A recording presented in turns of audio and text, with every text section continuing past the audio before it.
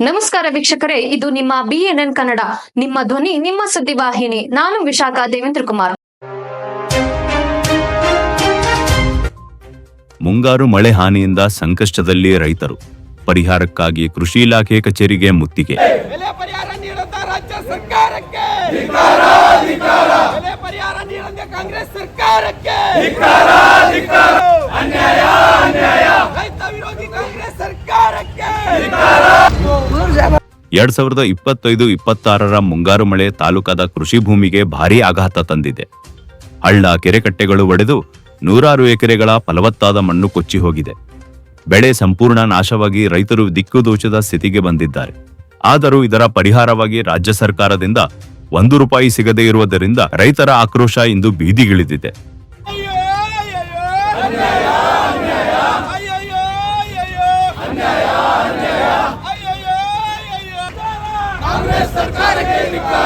ಬೆಲೆ ಪರಿಹಾರ ನೀಡದ ರಾಜ್ಯ ಸರ್ಕಾರಕ್ಕೆ ಬೆಲೆ ಪರಿಹಾರ ನೀಡದ ರಾಜ್ಯ ಸರ್ಕಾರಕ್ಕೆ ಎಲ್ಲಿವರೆಗೆ ಹೋರಾಟ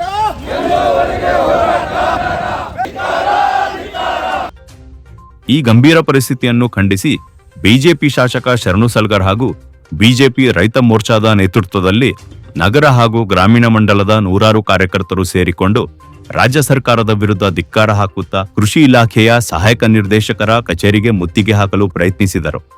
ಈ ಪ್ರತಿಭಟನೆ ಬಸವ ಕಲ್ಯಾಣದ ಕೃಷಿ ಇಲಾಖೆ ಕಚೇರಿ ಮುಂದೆ ನಡೆದಿದ್ದು, ಕಚೇರಿ ಪ್ರವೇಶಿಸಲು ಕಾರ್ಯಕರ್ತರು ಮುಂದಾದ ಕ್ಷಣದಲ್ಲಿ ಪೊಲೀಸರು ಬಿಗಿ ಭದ್ರತೆ ಕಲ್ಪಿಸಿ ಪರಿಸ್ಥಿತಿಯನ್ನು ನಿಯಂತ್ರಿಸಿದರು.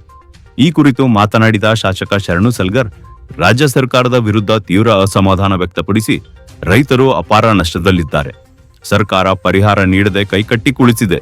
ಮುಂಬರುವ ಬೆಳಗಾವಿ ಅಧಿವೇಶನದವರೆಗೆ ಪರಿಹಾರ ನೀಡದಿದ್ದರೆ ಸುವರ್ಣಸೌಧದ ಎದುರು ಮಹಾ ಪ್ರತಿಭಟನೆ ನಡೆಸುವುದಾಗಿ ಎಚ್ಚರಿಸಿದರು. ನಾವು ಕೈ ಜೋಡಿಸಿ ಹೋರಾಟ ಮಾಡಿದಿವಿ, ಅರಬೆತ್ತಲೆ ಮೆರವಣಿಗೆ ಮಾಡಿದಿವಿ, ಚಬಕ ತೋಡ್ ಹೊಡ್ಕೊಂಡಿವಿ. ನಮ್ಮ ಕಷ್ಟ ನಿಮ್ಗೆ ಗೊತ್ತಾಗಬೇಕು, ರೈತರ ಕಷ್ಟ ನಿಮ್ಗೆ ಗೊತ್ತಾಗ್ಬೇಕಂತ ಹೇಳಿ ಕೂಡ ಸರ್ಕಾರ ಇದು, ಕಿವುಡ ಸರ್ಕಾರ ಇದು, ದಪ್ಪ ಚರ್ಮದ ಸರ್ಕಾರ ಇದು. ಇವ್ರಿಗೆ ರೈತರ ಬಗ್ಗೆ ಕಾಳಜಿ ಇಲ್ಲ, ಬರೀ ಓಟ್ ತಗೊಳಕ್ ಮಾತ್ರ ರೈತರು ಬೇಕು. ಮುಖ್ಯಮಂತ್ರಿಗಳೇ, ಈ ಹೋರಾಟ ಇಲ್ಲಿಗೆ ನಿಂದ್ರದಲ್ಲ, ಇದು ಹೋರಾಟದ ಪ್ರಾರಂಭ. ಇದು ಈ ರಾಜ್ಯದೊಳಗ ಕಬ್ಬು ಬೆಳೆಗಾರರು ಯಾವ ರೀತಿ ಹೋರಾಟ ಮಾಡಿದ್ರು, ವಿಧಾನಸೌಧದ 333 ಕೊಠಡಿಯೊಳಗ ತಾವು ಸಭೆ ಮಾಡಿ ಎಲ್ಲ ಶುಗರ್ ಫ್ಯಾಕ್ಟರಿ ಮಾಲಕರಿಗೆ ಕರೆಸಿ ತಾವು ಯಾವ ರೀತಿ ಸುಳ್ಳು ಆಶ್ವಾಸನೆ ಕೊಟ್ಟು ಅವ್ರ ಹೋರಾಟ ಹತ್ತಿಗೆ ತಕ್ಕಂತ ಕೆಲಸ ಮಾಡಿರಿ, ಇಡೀ ರಾಜ್ಯದ ಜನರು ನೋಡ್ತಾ ಇದ್ದಾರೆ. ಹಾಗಾಗಿ ನಾವು ವಿನಂತಿಯನ್ನ ಮಾಡ್ತೇವೆ, ನಿಮ್ಗೆ ಈಗಲೂ ಸಮಯ ಮಿಂಚಿಲ್ಲ, ಇನ್ನು ನಿಮ್ಗೊಂದು 48 ಗಂಟೆ ನಾವು ಟೈಮ್ ಕೊಡ್ತೀವಿ.